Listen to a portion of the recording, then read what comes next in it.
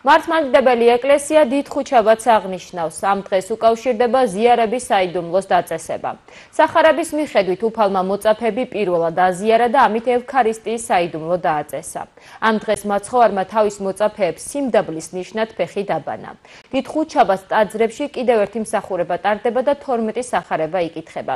სასულიერო პირები სახარებიდან მაცხოვრის შეპყრობას, წამებასა და ჯვარცმის ეპიზოდებს კითხულობენ. ბრეული ღვთისმსახურებას ანთებული სანთლებით ესწრება, რომლებიც შემდეგ სახლში მიაქვთ. გურჯაანის წმინდა სამების საკათედრო ტაძარში ამ დღისადმი აღსანიშნავი ღვთისმსახურება ეკლესიის წინამძღვარმა მამა ილია ჭოველიძემ აღავლინა. გილოცავთ დღევანდელ დღეს ჩემო ძვირფასებო ყველას ძალიან ისეთი საინტერესო და საკრალური დღეა დღეს, რასაც ჩვენი დედა ეკლესია აღნიშნავს და კიდევ ორ მაგად და 10 მაგად ულოცავ ყველა იმ ადამიანს კიდევ ვინც დღეს მიახლა წმინდა ზიარებას. ეს დღე ზუსტად აი ეს დღეა, როდესაც პირველად მაცხოვარმა აზიარა თავისი მოწაფეები. ანუ აქედან იწყება ეს წმინდა ეს ევქარისტიული მსახურება და ზიარება. ეს დღე არის ის დღე, როდესაც დადგინდა ეს დღე.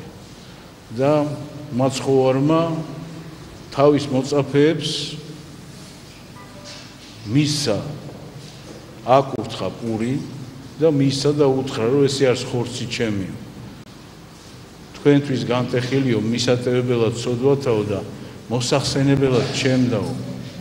ჩემ და მოსახსენებელად. გაიგეთ რა ხდება? და მოწაფეები ამით იხსენებდნენ თავის